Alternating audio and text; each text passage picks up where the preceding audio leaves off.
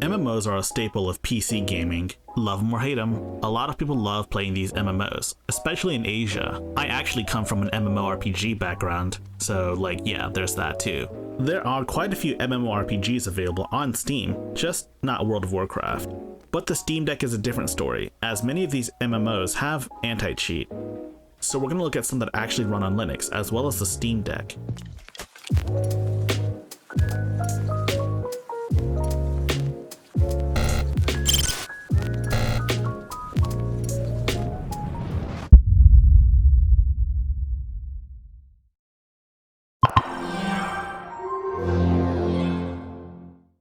This is Phantasy Star Online 2, New Genesis. I have a love-hate relationship with PSO2 because I was waiting for this game to come out in the West for a really long time. The game came out in 2012 and didn't come out in North America until 2020. That's a solid 8 years.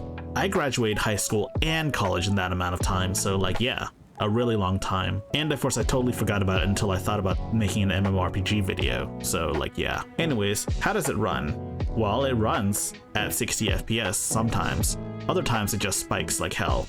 And all of this current footage is before I even tweak the graphical settings. The only reason the game occasionally lags this bad is because of the shader caches, or lack thereof. Due to the fact that not a whole lot of people are playing PSO2 on their Steam Decks, there's not a lot of deck-specific shader caches. I'm the one making them right now, it seems. But if we can get that situated, Valve or Sega, this could be the best way to play PSO2. Yes, the game also has built-in AMD FSR 1.0, so go ahead and turn that on. Trust me, you'll save a lot of power. The game also has native controller support, meaning you can do almost everything on a controller. You can change options, you can switch your equipment, you can move, you can fight, you can use items, you can use your hotbar. Given that PSO2 was on a number of consoles over in Japan, it's not that surprising, honestly. I really did not spend a whole lot of time customizing that dude. I just gave him mech armor, and I put glasses over top of his armor too. I do have to say the game is pretty fun on a base level, but the real question is if the endgame is any fun, because as we all know, MMOs don't really start until you reach endgame. You could totally play this game without a keyboard and mouse. It's totally viable and feasible. And heck, messing with Steam input isn't strictly necessary either, though highly recommended for any MMO player, especially the hardcore types. Also, I do have to mention the launcher does not support controller, so you'll need some sort of mouse input like your touchscreen or a trackpad or your mouse. There is a third-party launcher that a lot of people use for PSO2, known as PSO Tweaker. I haven't really tried it out myself as it's outside the scope of this video, but I'm sure with some elbow grease you guys can get it working on Linux as well. I mean, that's what I did for Fallout New Vegas. So the next MMO I want to try is probably the most popular MMO currently, Final Fantasy XIV Online. It's one of 2 Final Fantasy games in the mainline series that's also an MMORPG. I've heard a lot of great things about it. I'm ready to get my journey on the road. I'm ready to see what everyone's talking about. You're kidding me, right? I haven't played this game since I tried out the beta back in 2013, and it didn't even run on my computer. Man, what the heck? So there's a good chance I'll have to make a new Steam account to try out this demo, or free trial as they call it. I'll have to save this for another MMO video at some point. The next game I wanted to feature is a game that I've already featured on this channel, Dungeon Fighter Online, better known as Dungeon and Fighter over in Korea. If you look at the Steam charts, DFO doesn't look like a very popular game, but believe me when I tell you that it's literally one of the highest grossing games ever made. So popular that Arc System Works is making a fighting game based on it. Yeah, so enough about the history lesson, let's move on to actually playing the game.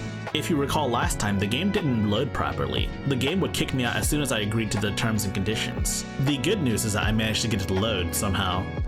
Basically what I did is I ran the game on my PC and then I copied all of the files over to my Steam Deck using this video tutorial that I made myself. Go check it out. Anyways, so I did that, right? Anyway, so I have this ancient security card from the Stone Ages. And there you go, I played a ton of this game back like several years ago. And now I get to load up my highest level character. And I'm sad to say this, but I don't remember how to play the game. Not just that, but I have to basically relearn how to play the game with brand new controls as well. This game has no actual controller support, so you have to do Steam input. You either make your own or you borrow someone else's config, and I borrowed someone else's config and I still can't remember what each of the buttons do, so this will take a lot of time to learn. I might just need to make a new character to relearn how to play this game. So here's MapleStory, a seminal classic in terms of MMORPGs. It's most famous for having little kids steal their parents' credit cards to buy stuff on this game. And this is not fake news, by the way. This was actually a news feature in some TV in the United States. I don't know what state, but whatever. MapleStory feels unnecessarily crappy. Like, I don't remember MapleStory being this crappy. Maybe it's the nostalgia glasses getting to me, but this game does not feel great in the hands. And furthermore, it only works for like a few seconds after you log in. It just crashes afterwards. It's probably some sort of anti-cheat thing, but I would have imagined if it was really an anti-cheat thing that it wouldn't even let me log into the game at all. I don't know what the deal is, but the portable MapleStory dream is dead. Unless you play MapleStory DS or MapleStory 3DS. And yeah, those are real games. Not MMORPGs though. The next game I want to look at is Spiral Knights. Well, I don't really have to look at it because I've already recorded some footage of me playing Spiral Knights. It works. It works pretty well. I'm not really sure what else I need to say here other than it works. I wonder if my old guild masters are still around, Kelgus as well as Magnus. If y'all are watching this, what's up? Long time no see. And the last actual game I wanted to look at was La Tale. La Tale does not work no matter how hard I try to get it to work. Which is weird too because it uses the same anti-cheat as PSO2. And yeah, I'll admit, La Tale's like basically an ancient game at this point, but so is PSO2. Just use the same version of the anti-cheat that PSO2 does. I think that sounds pretty simple enough, right? And this brings us to our next topic, anti-cheat. As you know, a lot of Korean MMOs and a lot of Asian MMOs in general use some form of anti-cheat. And historically, they've never been compatible with Linux because Linux was a niche operating system, especially back then. It seems like the winds of change are coming, and now anti-cheat supports Linux. Like, without the Steam Deck, you'd have never seen PSO2 work on Linux at all. In fact, the Japanese version of PSO2 still doesn't work on Linux. And furthermore, there are still major MMORPGs that just don't work on Steam Deck, due to their developers not enabling anti-cheat support. You know, you've got games like Lost Ark, Destiny 2, Black Desert Online, and a couple of other games out there. Also, you can't bypass these anti-cheats, as devs will ban you if you try to do that, so don't bother. My hope is that the devs see the light and enable Linux support for all of these games and more.